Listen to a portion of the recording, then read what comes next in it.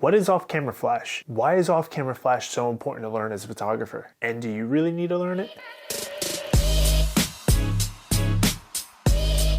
What's up? My name is Jay LeBlanc, wedding photographer and photography educator. Recently, I was looking through one of my Facebook groups that I'm part of with a bunch of photographers, and it dawned on me. And that's that everybody that's posting in there looking for photographers to be a second shooter or a lead photographer on another job or an associate shooter for them, they're posting the requirement of you must know OCF. And for those of you who don't know what that means, it stands for off-camera flash. Now, why is every single photographer posting that they need other photographers to understand and know how to use off-camera flash? I mean, just take a look at how many posts are saying must be comfortable with off-camera flash.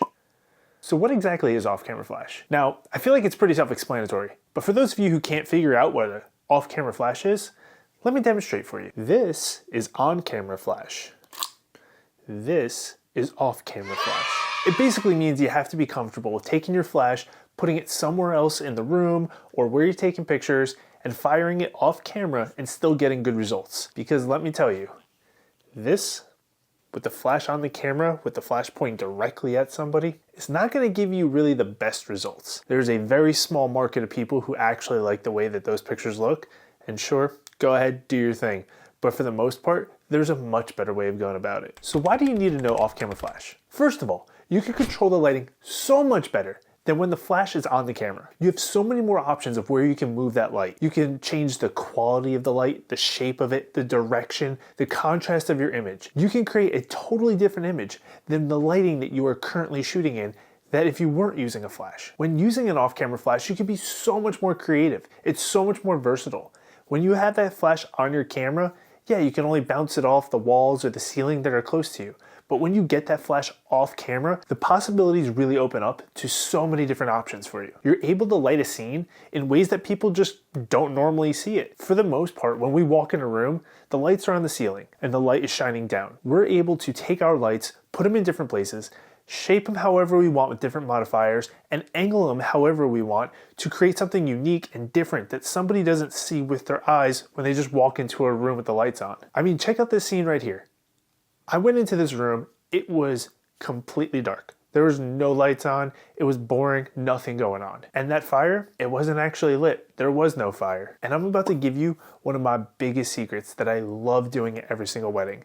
And that's showing you how I make these pictures where a fireplace isn't actually lit, but I make it look like it is. Now, before I get into that, I'm gonna let you know that most of the time when I see a fireplace that is off, a lot of the times the venue will ask me if I want it lit, and I always say no. Because more often than not, those fireplaces that are indoors, they're powered by natural gas. And those natural gas fireplaces don't really give off a lot of light. The flame doesn't get that big. They're more so meant for heat and a little bit of ambiance.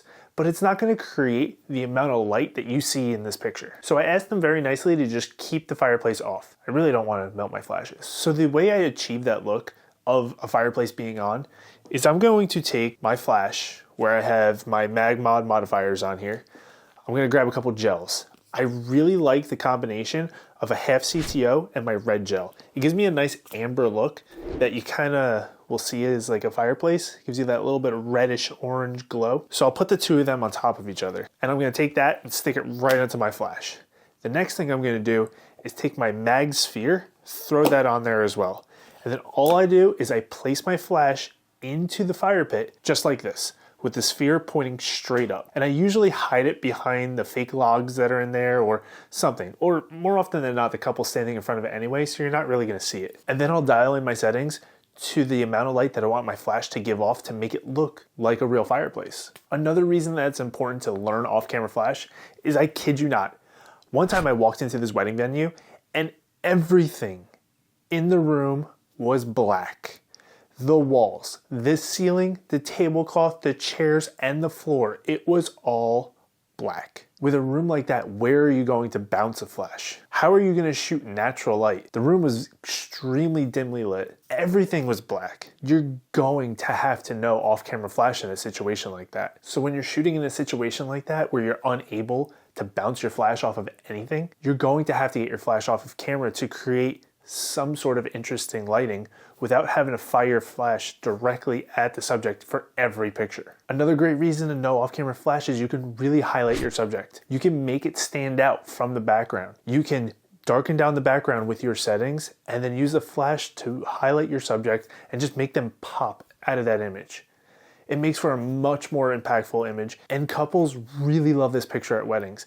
Try it out when you shoot a wedding, a product shot, a landscape, nature, animals, whatever you got. The human eye is going to naturally be drawn to the brightest part of the image. So if your subject is a little bit brighter than everything else, that's where the person's going to look first.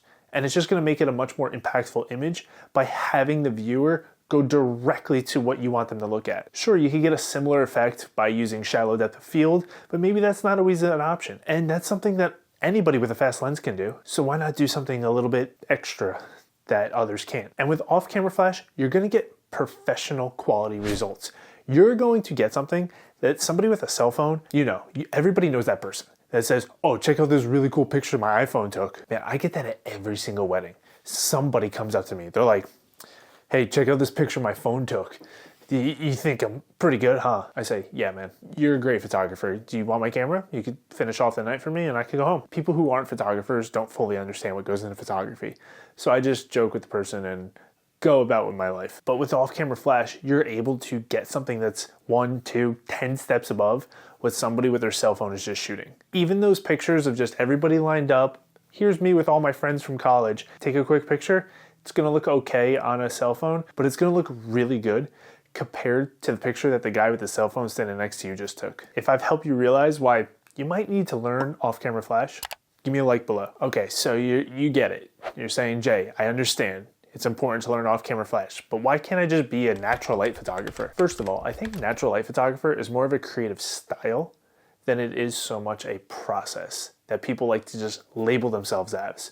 Basically saying, I don't use flash. But to tell you the truth, some of the best natural light photographers do use flash. Some newer photographers might hear that term, natural light photographer, and think that the photographer only shoots with natural light, and they don't even own a flash. So they're like, why do I need to get one? But in reality, those natural light photographers, those professional natural light photographers, they're just trying to mimic natural light. And they'll use flash whenever they need to get that image to look like it was shot under natural light. I really believe that there's two types of natural light photographers. There are those who are just too lazy or too intimidated to actually learn off-camera flash. And then there's natural light photographers who use off-camera flash in a way that you can't even tell that they're using an off-camera flash. The best natural light photographers, you won't even be able to tell that there was a flash used in that image. And that's how you know it's a good picture. So the question from the beginning of the video, why is it so important to learn off-camera flash? Especially if you have no intention of ever using a flash. If you want to be that natural light photographer. Why do all these photographers looking for second shooters, associates, and lead photographers ask that you are comfortable with off-camera flash? The reason is if you were faced with a situation where you absolutely need to use an off-camera flash, they just want to make sure that you are comfortable with it. You might shoot the entire job and never once need to take the flash out of your bag, but when you need it, you're ready. So now you might be saying, do I really want to learn off-camera flash? Do I really need it? Well, you're gonna have to ask yourself a few things. Will you or anyone you ever potentially work for always be gifted with the absolute perfect ideal lighting situation? Can you control the elements of a shoot, such as the day, location, subject, creative style? If you can, then you may not need to learn flash. But in my eyes, it's way better to know it and never need it than it is to not know it and really need it. If you're just one of those people who have been putting off-camera flash because it might be a little too intimidating or you just don't fully understand it, leave a comment below. Tell me what you're struggling with the most, and if I get enough people talking about it, I'll gladly make another video explaining that more in detail. And until the next video, peace.